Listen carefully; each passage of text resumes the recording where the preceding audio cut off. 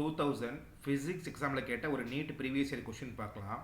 From the following diode circuit, which diode is in forward biased condition? அப்போ ஒரு diode எப்போ forward bias ஆகும்? டயோட அப்படியே எடுத்துகிட்டு போய் சப்ளையில் கனெக்ட் பண்ண போகிறோம்.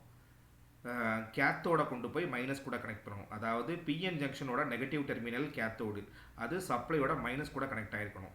பிஎன் ஜங்ஷனோட ஆனோடு பாசிட்டிவ் டெர்மினல் சப்ளையோட ப்ளஸ் கூட கனெக்ட் ஆகிருக்கணும்.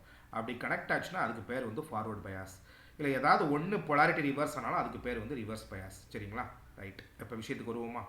அப்போ இங்கே 0 வோல்ட். அப்போ இதை பற்றி நீங்கள் கவலையே பட வேண்டாம். -2 வோல்ட்னா என்ன அர்த்தம்? இந்த பாயிண்டில் சப்ளையோட நெகட்டிவ் டெர்மினல் கனெக்ட் ஆகிருக்குன்னு அர்த்தம். அப்படின்னா 2 வோல்ட், இது சப்ளையோட நெகட்டிவ் டெர்மினல், இது சப்ளையோட பாசிட்டிவ் டெர்மினல். இதோட அடுத்த எண்டை என்ன பண்ணணும்? கொண்டு போய் இது கூட கனெக்ட் பண்ணிடணும். இப்போ பாருங்கள், இது ப்ளஸ், இது மைனஸ்.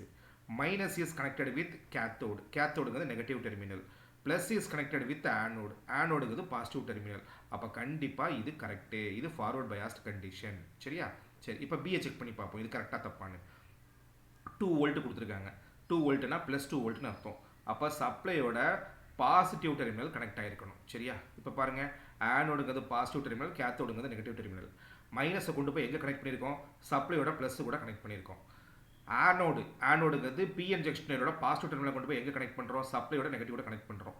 அப்போ இந்த பயாஸுக்கு பேர் ரிவர்ஸ் பயாஸ். அப்போ இது தப்பு. இங்கே வாங்க, -5 வோல்ட்.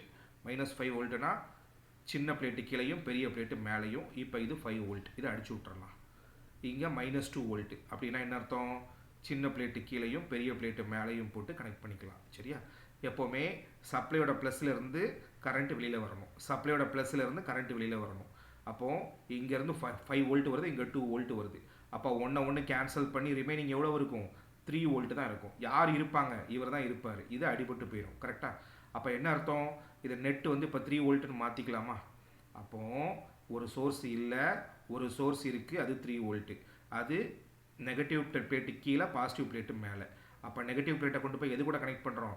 ஆனோடு பாசிட்டிவ் கூட கனெக்ட் பண்ணுறோம். அப்போ இதை வச்சே சொல்லிடலாம் இந்த பயாஸ்க்கு பேர் ரிவர்ஸ் பயாஸ், இது தப்புன்னு. சரி, அடுத்து இங்கே வாங்க. 5 வோல்ட்டா? அப்போ 5. இங்கே என்ன 2 வோல்ட்டா? அப்போ இங்கே 2. கிளியர் ஆகிட்டா? சரி, அப்போ 5 வோல்ட். 5 வோல்ட்னா ப்ளஸ் 5 வோல்ட்டு, இங்கே 2 வோல்ட்டு. சரி, ஓகே, ஃபைன். அப்போது இங்கேருந்து 5 வருது, அந்த 5 அப்படியே இங்கே வரும். இங்கேருந்து 2 வருது, அப்போ ஒன்று அப்போஸ் பண்ணுது. அப்போ இந்த 2 வோல்ட்டோட எஃபெக்ட் இந்த 5 வோல்ட்டில் உள்ள ஒரு 2 வோல்ட்டாக எடுத்துக்கலாமா? அப்போ ரிமைனிங் 3 வோல்ட். சரியா?